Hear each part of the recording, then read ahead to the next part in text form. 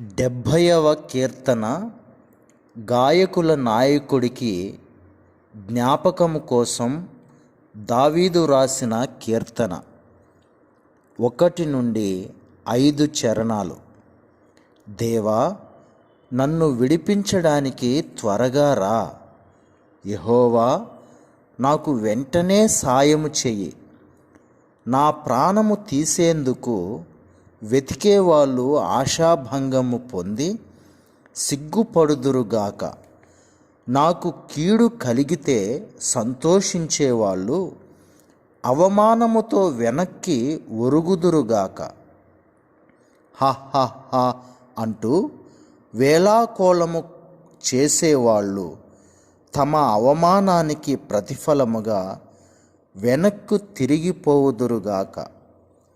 కానీ నిన్ను వెతికేవారంతా సంతోషిస్తూ ఆనందిస్తూ ఉంటారుగాక. నీవిచ్చే రక్షణను ప్రేమించేవారు దేవునికి మహిమ కలుగుతుంది గాక అంటూ ఎల్లప్పుడూ చెప్పుకొందురుగాక. నేను బాధల పాలవుతున్నాను, దీనదశలో ఉన్నాను. దేవా, నా దగ్గరికి త్వరగా రా. నీవే నా సాయం, నీవే నా రక్షకుడివి. యెహోవా, ఆలస్యము చెయ్యకు. ప్రియులారా, ఈ కీర్తనలో దావీదు ప్రార్థిస్తూ ప్రభువుని ఆర్జిస్తున్నట్లుగా మనం చూస్తూ ఉన్నాం. సహాయము కోసము దేవుని వైపు చూస్తూ ఉన్నాడు. ఎలా అంటే, ఆలస్యము చేయకు, త్వరగా సహాయము చేయమని దేవుణ్ణి కోరుకుంటూ ఉన్నాడు. నేను బాధల పాలవుతున్నాను, దీనదశలో ఉన్నాను, నా దగ్గరికి త్వరగా రా అంటూ ఉన్నాడు. అవును ప్రియులారా, మనము కూడా దీనదశలో ఉన్నప్పుడు, బాధల పాలవుతున్నప్పుడు ప్రభువుని ప్రార్థించాలి. త్వరగా సహాయము చేయమని ప్రభువుని వేడుకోవాలి. ప్రభువారు ఆయన తక్షణమే మన ప్రార్థన విని సహాయము చేయువాడు.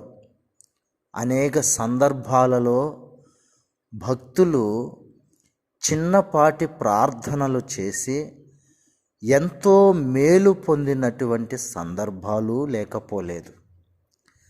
ఆయన ఆలస్యము చేయువాడు కాడు అని ఒకచోట ఆయన రాకడ విషయంలో చెప్పబడి ఉంది. ఆయన సహాయముకైనను ఆయన రాకడకైనను ఆయన ఆలస్యము చేయువాడు కాదంట. ప్రభు రాకడ విషయంలో కొందరు ఆలస్యమని ఎంచుకొనుచున్నారని రాయబడి ఉన్నది. కానీ ప్రభు తన రాకడను గూర్చి వాగ్దాన విషయంలో ఆయన ఆలస్యము చేసేవాడు కాదంట. కీర్తనల గ్రంథంలో రాయబడి ఉన్నది. ఈ కీర్తనలో ముఖ్యమైనటువంటి ఒక మాట మనకి కనబడుతూ ఉంది. అదేంటంటే త్వరగా అనే మాట. మొదటి చరణము గమనిద్దాం, చూడండి. దేవా, నన్ను విడిపించడానికి త్వరగా రా అని ప్రార్థిస్తున్నాడు. అంటే నన్ను విడిపించడానికి త్వరగా రా, తొందరగా రమ్మని దేవుణ్ణి అడుగుతూ ఉన్నాడు ప్రియులారా. అంతేకాదు 5వ చరణంలో కూడా మన ఈ మాటను గమనిస్తాం. నేను బాధల పాలవుతున్నాను, దీనదశలో ఉన్నాను. దేవా, నా దగ్గరికి త్వరగా రా అని ప్రార్థిస్తున్నాడు. అంతేకాదు ఆ చివరి మాటల్లో కూడా త్వరగా రమ్మంటే దాని అర్థము, నీవే నా సాయం, నీవే నా రక్షకుడివి యెహోవా, ఆలస్యము చేయకు అని ప్రార్థిస్తున్నాడు. అవునండి, కొన్నిసార్లు దేవుని సహాయము మనకి ఆలస్యమైనా పర్వాలేదు, కానీ కొన్నిసార్లు అత్యవసరము. త్వరగా దేవుని సహాయము పొందుకునేటటువంటి పరిస్థితి ఉంటుంది. అందుకే ఎమర్జెన్సీ అంటారు. అన్నీ ఆలస్యంగా జరిగితే కుదరదండి. కొన్ని తొందరగా జరగవలసిన పరిస్థితులు ఉన్నాయి.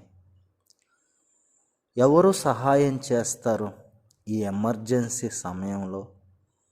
ఆపద కలిగినప్పుడు, అక్కర కలిగినప్పుడు ఎవరు మనల్ని విడిపిస్తారు? తక్షణమే ఒక్క ప్రభువు మాత్రమే ప్రియులారా, ఆయన మనకు సహాయము చేయగలడు. ఇంకే ఒక పాట కూడా మనం పాడుకుంటాం. భక్తులు ప్రార్థనను గురించి రాస్తూ, యెహోవా నీ నామము ఎంతో బలమైనది అని రాస్తూ, ప్రార్థించిన వెంటనే రక్షించే నీ హస్తము, యెహోవా నీ నామము ఎంతో బలమైనది, ఎంతో ఘనమైనది. ప్రియులారా, ప్రార్థించిన వెంటనే ప్రభు సహాయము చేసేవాడు.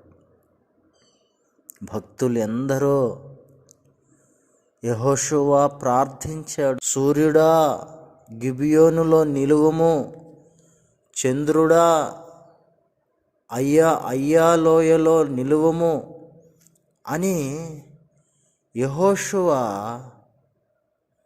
ప్రార్థించాడు. ప్రియులారా, ప్రార్థించిన వెంటనే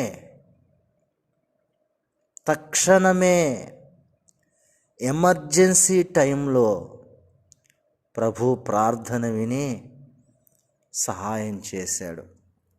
అనేక సందర్భాలలో ప్రభు వెయిటింగ్ చేపించేవాడు కాదండి.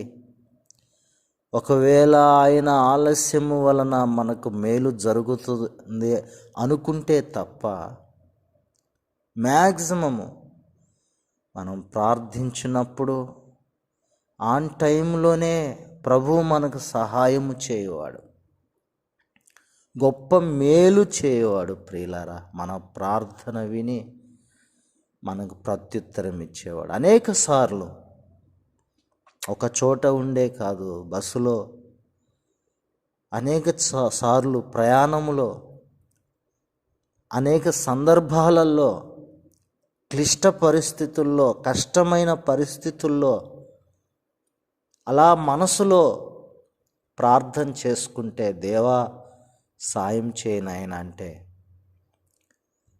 సహాయం చేసిన సందర్భాలు ఎన్నో. ప్రియులారా, దేవుని బిడ్డలు వాటన్నిటిని అనుభవించి ఉన్నారు.